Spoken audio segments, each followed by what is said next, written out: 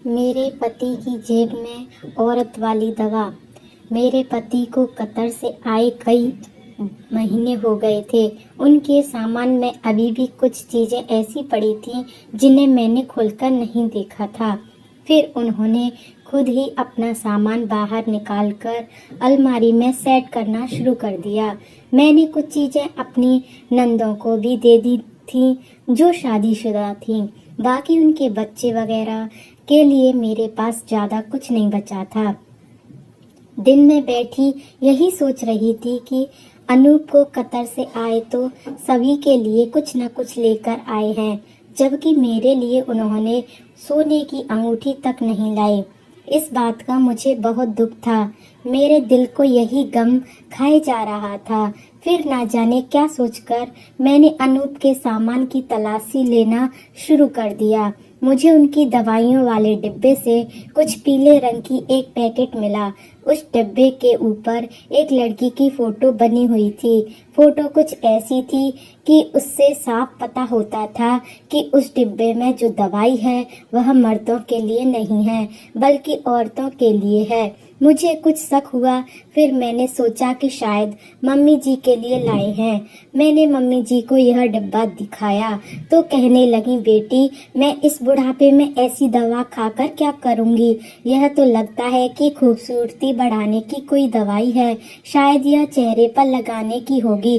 तुम इसे लगाकर देखो। मम्मी जी की बात सुनकर मैं खुश हो गई कि शायद अनूप मेरे लिए भी कुछ लाए हों और इस दवा के इस्तेमाल से मेरी जिंदगी में कोई बदलाव आ जाए। शाम को मैं यह बात भूल गई। अगले दिन मेरे पति को घर से चले जाने के बाद मैंने फिर से वह डिब्बा देखा तो उस डिब्बे में से कुछ दवा कम हो गई। मैंने सोचा कि अगर मेरे लिए लाए होते तो यकीनन मुझे ही इस्तेमाल के लिए देते।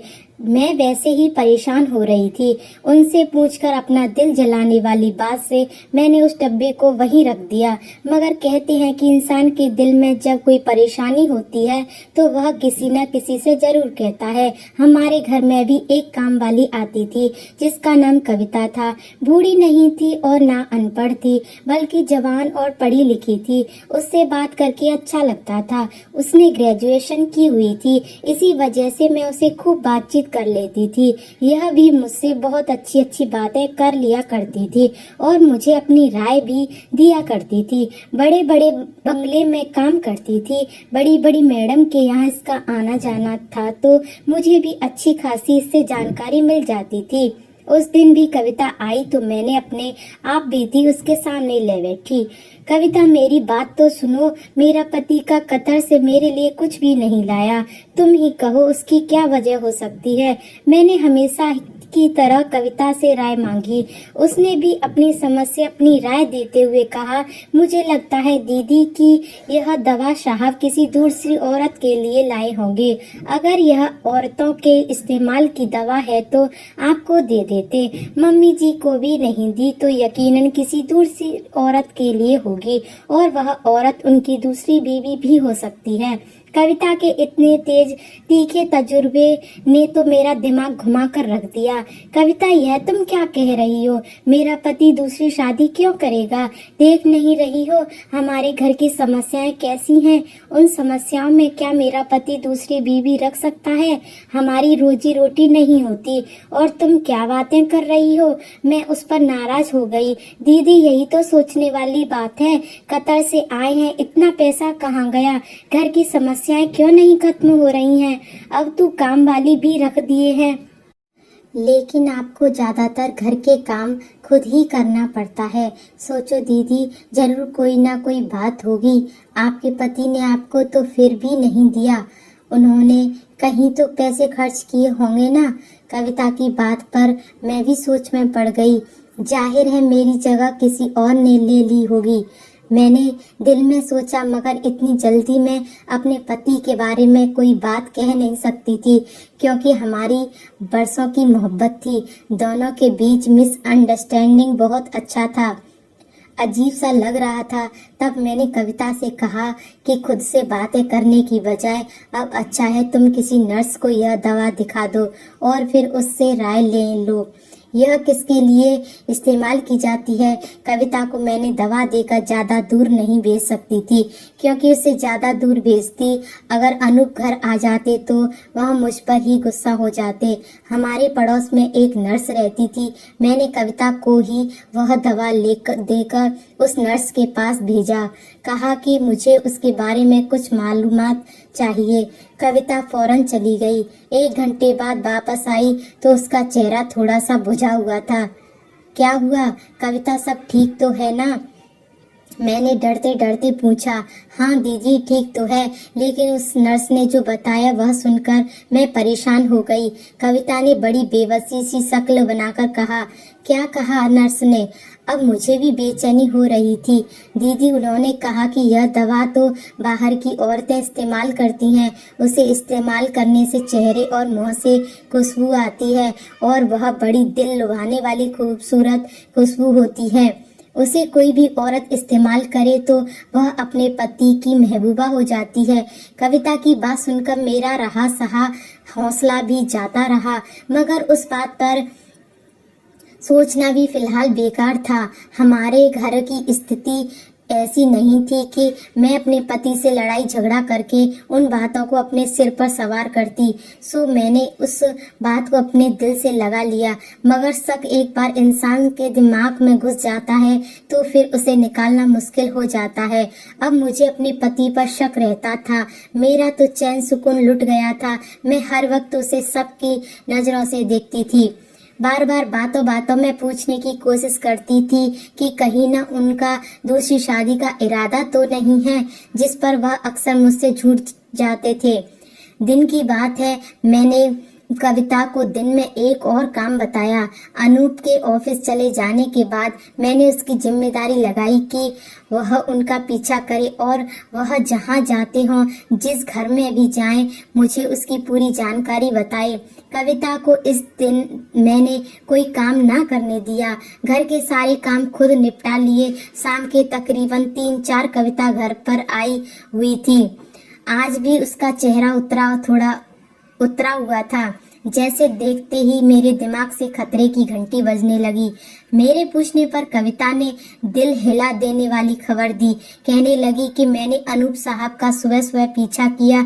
उससे पहले मुझे एक बंगले में भी जाना था, मगर हैरत मुझे उस वक्त हुई जब अनूप साहब एक बड़े बंगले में आए हुए थे। उस बंगले के साथ एक होटल भी था। उस होटल में तो मेरी जानकारी के मुताबिक ज्यादा अय्याश लोग जाते हैं। उसकी बातें और महफिल से बड़ी रंगीन होती हैं। उस होटल में हजारों रुपए एक रात में खर्च किए जाते हैं। आगे तो आप समझदार होंगे। यहाँ किस तरह के लोग आते हैं मैं जानती हूँ। आपके लिए यह खबर सुनना कोई आसमान टूटने जैसी बात होगी, मगर आप जितनी जल्दी यकीन कर लिया जाए उतना ही अच्छा है। कविता की बात ने मुझे तोड़कर रख दिया। अब मैं उदास और चुप चुप सी रहने लगी। मेरा पति रात गए तक वापस आता, कभी कभी तो उन्हें आते आते सुबह भी हो जाती है। मेरा दिल अपनी जिंदगी से उचट गया था। लगता था जैसे जिंदगी में कुछ भी बाकी नहीं है। शिकवा शिकायत थी ना कर सकती थी कि जब भी कोई बात करती अनूप बात को गोल मटोल करके मेरे मुंह पर दे मारते। कहते तुम मुझ पर शक करती हो, मगर पति जितना भी बेवफा हो, औरत के दिल में उसकी मोहब्बत कम नहीं होती। एक दिन सुबह के 4 बजे थे। अनूप का इंतजार करते करते मेरी आंखें थक गई थी। तब मेरे फोन की घंटी बजी। मैंने जल्दी से उठकर फोन उठाया तो एक आदमी ने घबराई हुई आवाज में मुझसे पूछा, क्या आप अनूप साहब की पत्नी हैं? जी हाँ, मैं ही बोल रही हूँ। मैंने कहा, क्या बात है, सब ठीक तो है ना? जी, मैं आपको बताना चाहता कि आपके पति का एक्सीडेंट हो गया है। आप इस जगह फला अस्पताल में आ जाएं और ना बहुत देर हो जाएगी। घर से कुछ पैसे का भी बंदोबस्त करके आइएगा। दूसरी तरफ से फोन बंद हो चुका था। घर में 5,000 ही थे जो मुझे अनूप ने कल रात ही दिए थे। मैंने जल्दी से अपनी नाइटी चेंज की और अपनी सासू माँ को जगाया। वह भी अपने बेटे के बारे में सुनकर परेशान हो गई। हम दोनों भगवान से प्रार्थना करने लगे, भगवान हम पर कृपा करो। उसी वक्त एक रिक्शा वाला हमें अस्पताल की तरफ जाता हुआ मिल गया। हमारे पास पैसे खुले नहीं थे, लेकिन हमारी मजबूरी देखते हुए हमसे एक भी किराया नहीं लिया। हमने उसकी भगवान से प्रार्थना की और अस्पताल के अंदर चले गए। वहां जाकर क्या देखती हूँ कि मेरे पति पट्टी में बंधे हुए थे। मैंने उनकी यह हालत देखकर रो पड़ी। जो आदमी खड़ा था वह हमें हौसला देने लगा। उनको क्या हुआ है, आपसे कहाँ से मिले हैं? मैं उस आदमी से पूछने लगी। उस आदमी ने बताया कि अनूप सड़क पर अंधाधुंध भाग रहा था कि उनको एक गाड़ी ने टक्कर मार दी और यह इस तरह जख्मी होकर गिर पड़ा। तब वह उन्हें अस्पताल ले आए। वह आदमी हमें अजीब नजरों से देख रहा था। जाते जाते उसने सफेद रंग का थैला मुझे थमा दिया और कहने लगा, उसे रख लो, आपके लिए आपके पति की अमानत है। मैंने उस आदमी से थैला लेकर खोला तो उसमें औरतों के कपड़े थे जो काफी रंगीन और खुशबूदार थे। उस वक्त मेरा दिल अजीब से अंदर से धड़क रहा था, मगर मेरा पति सीरियस कंडीशन में था। मेरा कुछ कहना भी बनता नहीं था। मैंने वह थैला साइड पर रख दी और अपने पति के अच्छा होने के लिए भगवान से प्रार्थना करने लगी। थोड़ी देर बाद डॉक्टर ने बताया कि उनकी हालत अच्छी है, मगर हम उनसे कोई परेशानी वाली बात ना करें, सिर्फ मिल सकते हैं। मैं जल्दी से उनके पास गई। उनकी हालत बहुत खराब थी, मुश्किल से बोल पा रहे थे। मैंने उन्हें तसल्ली दी, यकीन दिलाया कि हम उनके साथ हैं, मगर अनूप बहुत परेशान थे। बार बार इशारे से कुछ समझाने की कोशिश कर रहे थे, फिर दोबारा से बेहोश हो गए। डॉक्टर ने चेक किया और बताया कि उन्हें मामूली सा हार्ट अटैक हुआ था और उन्हें किसी भी परेशानी करने वाली चीज से दूर रखा जाए। डॉक्टर की बात सुनकर मैंने खुद को एक और आजमाइश में पाया, मगर मैं चुप रही थी कि दिन रात सेवा करके डॉक्टर ने कहा कि उन्हें बेड रेस्ट की जरूरत है, आप ज्यादा से ज्यादा उनका ख्याल रखें। मैंने उस मुश्किल घड़ी में अपने जेवर भी बेच दिए। 25 लाख रुपए अनूप की बीमारी में लग गए, लेकिन जब से अनूप अस्पताल से घर आए थे उन्होंने बिल्कुल चुप्पी साध ली थी। ऐसा लगता था जैसे कोई गहरे सदमे के लिए बैठ गए हों। मैंने उनका गम बांटने की कोशिश करती, मगर वह मुझसे कुछ न बताते, बस बिस्तर के होकर रह गए। ऐसे में एक दिन उनके दोस्त रवि ने फोन करके बताया कि उनकी नौकरी दोबारा लग गई है। हमने भगवान के दरबार पर नारियल फोड़ डाली। उस दिन मैंने अनूप के चेहरे पर खुशी देखी, जो उन 6 महीनों में एक बार भी नहीं दिखी थी। अनूप इस तरह चुप हो गए थे कि कुछ भी ना बताया। उनकी खुशी देखकर मेरे दिल में फिर से शक होने लगा, कहीं उन्होंने वाकई कतर में दूसरी शादी तो नहीं की हुई है। मैं यह सोच सोच कर परेशान होने लगी। तभी तो इतने खुश हो रहे हैं, वरना कतर जाने का सोचकर कोई इतना खुश क्यों हो सकता है। घर वालों की दूरी कैसे अच्छी लगती है। मेरा दिल धड़क रहा था, मगर फिर ख्याल आया कि अगर दूसरी पत्नी होती तो वह इस हालत में उनका पता जरूर करते। वह दिन आ गया था जब मेरे पति हम सबको छोड़कर विदेश जाना पड़ा। जाते जाते मम्मी जी को देखकर भी जज्बाती हो गए थे। मुझे उनका ख्याल रखने के लिए भी कह रहे थे। वह फिर परदेश लौट गए और मेरी आंखें एक बार फिर उनके इंतजार में रहीं। कई साल गुजर गए। वह कई महीनों के बाद आते और वापस चले जाते। मैं उनकी राह देखती रहती। शायद कुछ लोग उम्र भर के होते हैं, मैं भी उनकी या बेवफाई भूली नहीं थी। वह बातें याद दिलाती थी, अभी तक मेरी यादों में जिंदा थी। मैंने अपने पति से चाहकर भी उस बारे में ज्यादा बात ना करती। मुझे डर सा लगता कि अगर यह बात सच निकल आई तो मैं क्या करूंगी। बरसों बाद जब वह अपनी जिम्मेदारियां पूरी करके विदेश से लौटे थे तो मुझसे रहा नहीं गया। एक दिन शाम को बैठे हम चाय पी रहे थे, अपने पुराने दिनों की यादें ताजा कर रहे थे कि मैंने उनसे यह बात पूछ ही ली और साथ ही सारे किस्से कहानियां भी सुना दिए कि कैसे मैंने कविता के जरिए उनकी जासूसी करवाई और फिर सच पता लगाने के लिए डर से खुद ही चुप होकर बैठ गई। मेरी बात पर वह हंस पड़े और बोले, अफसोस है तुम पर, तुमने इतनी सारी उम्र शक और बेचैनी की जिंदगी गुजार ली, जितना सर से लेकर पांव तक कोई वजूद नहीं था। काश कि तुमने मुझसे एक बार पूछ लिया होता तो उस बात की नौबत नहीं आती जिसने तुम्हारे गले में फांसी लगा रखी है।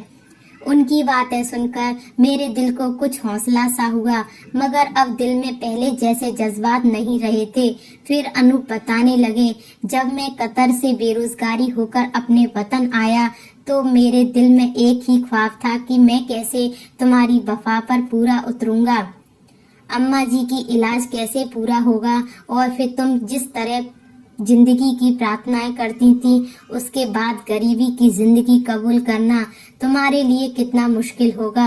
यही सोचे जिन्होंने मुझे परेशानी से घेर रखा था। मैं दिन रात उसी फिक्र में गड़ा रहता था, समझ नहीं आता कि क्या करूं। नौकरी चले जाने के बाद मेरे पास जब कोई रास्ता नहीं बचा था तब मैंने एक दिन परेशानी में एक आदमी के पास बैठा, वह भी शायद मेरी तरह हालात का मारा था। मैंने उससे पूछा वह क्या काम करता है। उसने बताया कि वह एक होटल में वेटर है और उसकी तनख्वाह बहुत थोड़ी सी है। फिर बातों बातों में उसने बताया कि वह जिस होटल में काम करता है वहाँ बड़ी बड़ी पार्टी होती है, लोग वहाँ गाने और गाने सुनने और अय्याशियाँ करने आते हैं। उसके अलावा वहाँ कसीनो भी चलाया जाता था, जिनकी वजह से वहाँ पैसों की बारिश होती थी, मगर फिर भी वह मामूली तनख्वाह पर गुजारा कर रहे थे। वह कह रहा था कि उसका जमीर उस नौकरी से उसे तसल्ली नहीं है। कुछ सोचकर मैंने उसे कहा कि तुम मुझे वहाँ से ले चलो, शायद मेरा भी कोई काम बन जाए। मैं भी यह सोचकर वहाँ गया था कि मैं वहाँ क्या काम करूँगा। जब मैं होटल के मैनेजर से मिलने गया तो उसके पास एक बूढ़ा आदमी बैठा था। बूढ़ा काफी जमाने का लगता था। उसने मुझे देखते ही वहां से उठने को कहा। यह एक अलग कमरे में ले जाकर उसने मेरा पूरा बायोडाटा लिया और बोला, क्या तुम गाना गा लेते हो? जी, गाना। मैंने उससे हैरत से पूछा, हाँ, तुम्हारी आवाज बहुत बारीक और सुरीली है, मुझे लगता है तुम एक औरत की आवाज में भी गा सकते हो। बूढ़े की बात मुझे हैरानी में डाल दिया था। आप क्या कह रहे हैं? फिर उस बुजुर्ग ने कहा, बरखुरदार, मेरी बात तो सुनो, यूं गुस्सा नहीं करोगे। बूढ़े की बात सुनकर मैं मजबूर हो गया था। बूढ़े ने मुझे बताया कि वह पहली ही नजर में मुझे पहचान गया था और अगर मैं उसकी बात मान लूं तो लाखों रुपए एक महीने में कमा सकता हूँ। बूढ़े की बात मानना मेरे लिए मुश्किल था ही नहीं। उसने मुझे हुलिया बदलने और अमीर जादों के सामने गाना गाने के लिए कहा, मगर यह सब मेरे बस की बात नहीं थी। मेरा जमीर मुझे यह करने की इजाजत नहीं दे रहा था। उसी दिन मम्मी की तबीयत बहुत खराब हो गई। मेरे पास और कोई काम नहीं था। मैंने उस काम पर अपना जी जान लगा दिया। गाना गाने में तो बचपन से ही शौकीन था। बूढ़े की बात मानकर मैं अपनी रोजी रोटी कमाने में लग गया, मगर हर रात मुझे वही हुलिया बनाना पड़ता जिसका मुझे ऑर्डर दिया जाता। तुम तो जानती हो, हमेशा से अपना ख्याल रखता आया था। मेरा रंग साफ था और हाथ भी नाजुक दिखते थे। बस इसी बात ने जल्द ही मुझे उस होटल में मशहूर कर दिया। अब लोग खास तौर पर मेरा गाना सुनने आते और मुझ पर पैसों की बरसात करते, मगर मैं उस सब से खुश नहीं था। उस सब के बीच में अपने दोस्त से कतर जाने के बारे में बातचीत कर रहा था और उसने मेरा आधा काम कर दिया था, जिसके लिए मुझे थोड़े और रुपए की जरूरत थी। अब तो यह नौकरी मेरे लिए और भी जरूरी हो गई थी। मैं ज्यादा से ज्यादा देर अब रियाज करने लगा। आवाज को खूबसूरत बनाने के लिए उसी बूढ़े अंकल ने मुझे एक दवाई दी, जिसके इस्तेमाल से मेरी आवाज और भी खूबसूरत हो गई। तब मेरे गाने के चर्चे दूर दूर तक फैल गए थे। दिन की बात है, रात को गाना गाने के बाद मैं घर वापस आ रहा था कि कपड़े बदलने वाले रूम के पास मैंने आदमी को देखा।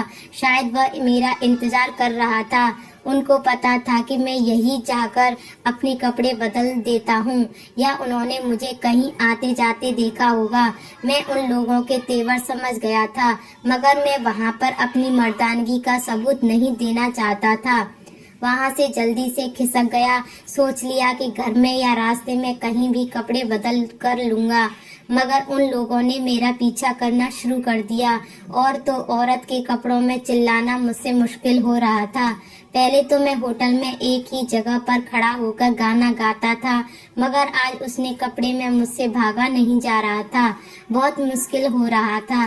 जो मेरा पीछा कर रहे थे वह 2 लोग थे। उनमें से एक आदमी को मैं अच्छी तरह से जानता था। मेरी उन हकीकत से वह बिल्कुल अनजान था, मगर वह मुझे पहचान लेता तो यह यकीनन मेरे लिए बहुत बड़ी बेइज्जती की बात होती। भगवान ने मेरा पर्दाफाश नहीं किया और कोई गाड़ी मुझे मारकर चली गई। यह लोग भी घबरा कर पीछे हट गए। एक आदमी ने मुझे अस्पताल पहुंचा दिया और आगे की कहानी तो तुम जानती ही हो। उस दिन जब मुझे चोट आई तो मैंने भगवान से हजारों प्रार्थना कर डाली थी कि मुझे उस परेशानी से बचा ले, मेरे लिए इज्जत और अच्छी नौकरी दे दे। फिर क्या, भगवान ने मेरी सब कुछ प्रार्थना सुन ली और मुझे इस परेशानी से बचा लिया और मुझे इज्जत की नौकरी भी मिल गई। अनूप ने मेरी तरफ देखा तो मेरी आंखों में आंसू भी थे और शर्मिंदगी भी थी और पछतावा। विकास में अपनी जिंदगी की इतनी कीमत साल उसकी गलतफहमी की नजर ना करती तो जिंदगी कितनी खुशगवार होती। यही है हमारी इमोशनल लव स्टोरी। तो कैसी लगी दोस्तों, हमें कमेंट में ज़रूर बताएं और चैनल को सब्सक्राइब ज़रूर करें। धन्यवाद।